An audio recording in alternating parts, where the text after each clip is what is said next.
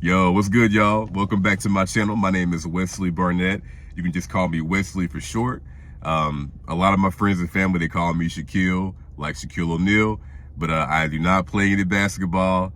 I just do my thing, so we're different people and everything. But anyways, welcome back to my channel and Happy New Year.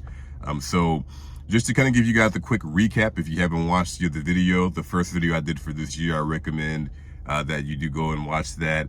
If you're interested in learning more about the specific topic, and I'm also going to be continuing the topic as well today too. So I'll just give you a quick rundown of the previous video. So I talked about the other day, basically what I do for a living, what I do for work. And I am an insurance claims adjuster. That's what I do for work. And I'm fairly, I wouldn't consider myself new personally, but compared to someone who's been in the game for a long time, I would say so. So I'm a little over a year now, probably about maybe even a year and a half, I would probably say, realistically speaking, in the industry as an insurance claims adjuster. And first of all, I just want to give it to you guys as real, straight as possible, straight to the point.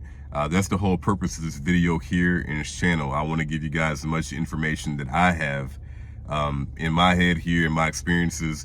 That way, if anyone has any questions, they can just refer to that. So anyways, that's what I do for a living. And we talked about the differences between a staff adjuster, which is an adjuster that works for a major carrier, a major company like Allstate, State Farm, Progressive, Geico, any of those like that.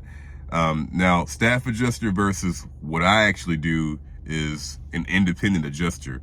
And essentially what that is third party. So let's just say State Farm, Allstate, they're the main carrier. They have the staff adjusters, but there is an upcoming storm that's coming through. Let's just say hurricane whatever, right? Hurricane Wesley, you know. So Hurricane Wesley's coming through, and they have a certain amount of funds basically that they're going to be looking to do for use for outsourcing. So what they do is they get with these other carriers, these I guess adjusting firms is a better name for it, adjusting firms like Pilot, EA Renfro, Crawford, any of those. They get with them. They know they have a specific number of how many adjusters that they're wanting to bring on third party, and that's what I do. I come in as that. And again, the independent adjuster, they kind of do their own thing for the most part. They're independently contracted out, but they can be W-2 with a lot of these carriers here. But that's what I do right there. So I just want to continue the video here today with that, just kind of going over the roles and diving into what I do, and also just again the roles of the independent adjuster. So we're just going to be doing that for this video here. If you haven't watched the previous video, I highly recommend that you watch that video if you have any questions out there. I just want to learn more about it in general. Feel free to give me a like and subscribe to this channel, this video. But just gonna get into it. So again, I'm an independent adjuster, and I've been doing it for a year and a half now. Now, when it comes to both of those, the staff and the independent adjuster, so they both have similar positions. So first of all, let's just go back to the independent adjuster. So I'm just gonna stay there for this video. So the independent adjuster, let's just say in that role right there, it's very broad. So I'm considered an inside adjuster. There are different names for the inside adjuster, but sometimes they'll be called claims examiner, claims adjuster, or something like that. So that's what I do, and I've been doing it now since I've gotten into it, right? So there is the inside adjuster, and then there is the field adjuster. So again, we're on the independent side of things, and this also does work similarly, however you say it, with the staff adjuster also. But just going back over here, so I'm the inside desk adjuster, so that's what I do. And then there's the field adjuster, right? So give you a quick rundown in simplest terms. Hurricane Wesley comes through and it destroys Tom and Betty Sue's house, right? It completely wrecks it. It's demolished, like everything's demolished, right? So what they do, that lovely couple, what they do, they're devastated, right? So what they do, the first thing that they do is that they file an insurance claim, because you're homeowner, so you have insurance on your house, right? So you file an insurance claim, and boom, the adjuster comes out.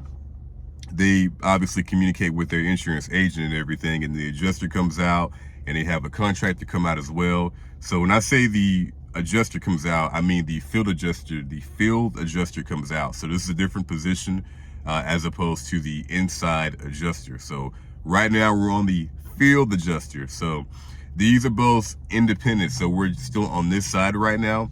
So the field adjuster comes out, and he or she does a scope of all the damages and what needs to be done. They take pictures.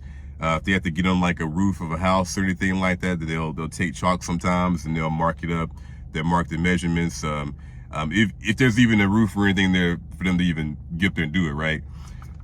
In most cases, most common cases, there'll be hail that comes through, like ice and things like that, and it just hits the roof. So what they do is they just go and they mark out, and they basically, long story short, again, they just adjust, and they adjust to do the job. They assess to see how much the damages, the cost of the damages are going to come up to, right? And once they do all their introductions and they meet with the homeowners and they talk to the contractors, once that's all done, then they go back to their house or their car, wherever they're stationed at, their office or whatnot, and they use their software and they build out, they write an estimate, right? So they go there, they introduce themselves, they take pictures, they assess the damages, they do the adjusting and everything, and then when they come back, then they write the estimate. And I guess that's the second portion, the biggest portion of being a field adjuster, and adjusting that part. So that's what they do right there. And then at that point, the field adjuster again then takes the estimate that they've made after they assessed everything, right? So they assessed everything. So at that point, they take that report and they send it over to the office, right? Because most times the field adjuster is outside in the field. So the field does that. The field adjuster, does that, and they send over the report to us. And that's where I come in when I say us. So I'm the inside desk adjuster. So my job, I get the report and everything. I even see the photos that the field adjuster has been so kind enough to send over to us. I have all the information right there, usually most cases. So I know who the insureds, so the homeowners that, whatever, I forgot the names now, but the homeowners, we call them policyholders or insureds. So what they do, at this point, they're good. So I see all the information basically. So what I do is, if they haven't reached out to me first, usually what we have to do is reach out to them. But before I even reach out to those policyholders or those homeowners who've been devastated, what I usually do is I just go through all the information basically, as my job as an inside adjuster, and make sure I have everything there that I need. So usually it's things like, do I have the photos? Do I have the information of the insureds? Have they had any previous damages or claims, or any unfiled or unfinished claims and things like that, right? And how many homes do they have and things like that? Just different types of things like that. But usually everything is there, and I have the report, and I kind of have an idea usually of what needs to be done.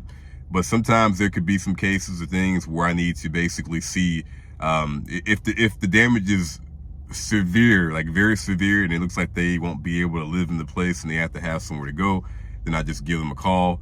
And I also, if there are any questions or anything, because my job, the job and role as an inside desk adjuster, is to basically investigate as well. That's really the biggest part, in my opinion. The biggest part and the most important part is to do the investigation. And you investigate basically to see what has been done. Are you guys okay? Mainly making sure that the insurers are good, and seeing again if they have a place to stay. If they need like any additional living expenses, things that they need to, basically make sure that they're good during the whole process. They have a place to stay. They have food, clothes, shelter, things like that during the whole process. Because this insurance process, when it comes to the settlement check And never mind just that, but also just the reparations, the repairs, or however you say it, right? The repairs, it can take anywhere from a few days to really some months sometimes, right? It could take a minute, so we definitely want to make sure, especially as my job as the inside adjuster or desk adjuster, it's my job just to make sure that their needs are being met, basically, right? And sorry guys, I'm getting over a cold right now. I have a cold that I'm like kind of treading through right now, so just kind of bear with me. But that's the role of an insurance adjuster inside, right?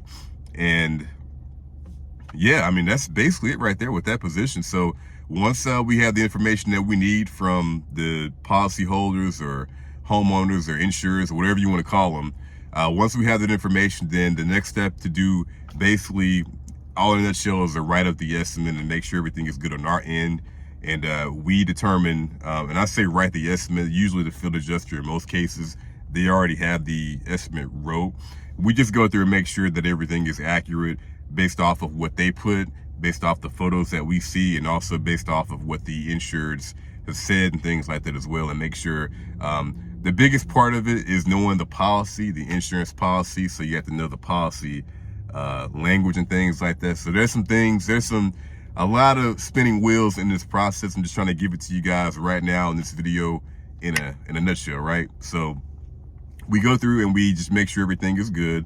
At the end of the process, then we're ready to issue out the check, the settlement check to them. And once that's done, we give them a call back, and then we let them know that, you know, this is how much you're going to pay right here, or excuse me, this is how much we're going to pay you guys here for the damages to your home or your barn or your car or whatever it is, whatever role I'm playing as an adjuster, an insurance adjuster inside, right? So it could be, you know, home, automobile, boat, whatever it is, right? Residential, commercial. So for the sake of this, it's residential. So we give them a call, let them know how much we're going to pay them. We send the check over to them. Boom, we're done. There's way more to it than that now. There's way more to it than that. And not only that, but there's also usually most cases in cases and scenarios like this, there's a second step to that, and maybe even a third, sometimes even fourth and fifth step to that too, right? But in just the simplest terms, that's what it is right there. So this is what my job is as the inside desk adjuster. And in my opinion, so before that, so the field adjuster at this point, they usually, once they write their initial estimate up, they go and they scope the damages, and they get up there on the roof and they do all these things, take their pictures and everything. Once they get done writing out the estimate, they leave. Usually they're done. Typically they're done with that home there, and they go on to the next home or wherever else they got to go, right? So they do that right there, and usually it takes about a week, sometimes 2 weeks and everything. Could be even a day. Takes them like a day or two to get that done, right? Especially a very seasoned adjuster who knows what they're doing, right? Or if there's not that much damage. But usually once they get that report done and they send it over to the office, to us guys or whatnot, guys and gals, then they're done. They made it and they're on their way. Now, at that point, well, before that, so they're done, right? That's essentially what they do. So the thing with the field adjuster is they're out in the field all day. The expectation of a field adjuster is you're going to be climbing a lot of roofs. You're going to be climbing a lot of roofs. You're going to be getting up, you know, some heights and everything. And like, if you can't be afraid of heights in this kind of industry and job, right? If you are, then it may just not be for you. And the heights, they get higher and higher and higher. There are certain levels and things like that. So, you know, if you're not comfortable with getting up certain heights, and it is something that, you know, depending on who you work for, is something that, you know, there's workarounds to it. But just know that in this industry, really the whole purpose of the job is you're getting up on roofs and you're climbing in all different places and stuff like that, nooks and crannies and attics, and just making sure that everything's good, right, with the insured's home. And that way you can write the accurate report and you're not getting dinged for anything, right? Now, going back to what I do. So the thing is with what I do, or with the insurance, they're inside the insurance adjusters inside, they do not climb roofs and everything. Obviously, they typically work in the office setting, sometimes remote. Excuse me, sometimes remote. Now they don't climb roofs and everything, like I said, obviously. So a lot of the work is very computer based, typing things out depending on who you work for. You may have to write out a lot of different forms and things like that, letters, and basically explaining why we're paying for this and those kind of things, right? So they're definitely office task heavy and things like that. Yeah, I mean, that's basically it right there, right? That's basically it, guys. I mean, those are the two positions right there. And sometimes there could be a third and maybe in the fourth position as well. And not even talking about the admins and the managers, right? But as far as the inside adjuster and the field adjuster goes, those are the two main positions right there for getting the claim done in that kind of role, right? And the staff adjusters that work for the major carriers, it's very, very similar to that too, okay? So I just want to give you guys a quick rundown of that there. There's a whole lot of other information, not even talking about the pay, but there's a whole lot of other information out there as well too. The last thing I'll just say is, so with this industry here, again, the room for the, the money and everything, first of all, the money is definitely there in the industry. I'm not even gonna cap on there, right? Like, the money is definitely there. I'm not gonna front. It's definitely there. It is definitely there. But what I will say, there's a lot I can say, but I'll just give you the main thing, the main potential fork in the road. Is the industry is very competitive, and I've only been in it for about 1.5 years now. And compared to 5-10 years ago, even just 5 years ago, the industry was probably a lot easier to get into. But now, because it's so heavily congested, everything is very competitive, right? It's definitely competitive. So just know that getting into this here, there's different types of, there's all different types of ways, not ways, but just there's different areas and routes out there where you can get into it, and you have to get certified and take the exams and things like that, right? So once you do those things right there, just know that that's not the end all be all. You're not guaranteed a job. You have to go through all these trainings and continuously getting these trainings and they call it continuing credits and things like that, right? So you have to keep that going. You have to keep that up. But just know that the industry itself is very, very competitive. So while the money is there in the independent side of things, even the staff adjusters is very competitive as well. Again, like I said in the previous video, they don't make as much, typically don't make as much as the independent adjuster. The independent adjuster, again, is not meant to be a long-term position. It's you're meant to work and basically work until your job is fulfilled and you leave. That's the whole point of the agreement that the major carriers like State Farm and Allstate and all of them have agreed to with their funding that they've given these other adjusting firms, right? Because they're outsourcing to hurry up and get the claims done, because everything's on a time base and it's all money based and everything too. So again, the whole point and purpose is to work until you get released, work until you can't work anymore, and then you find the next job, right?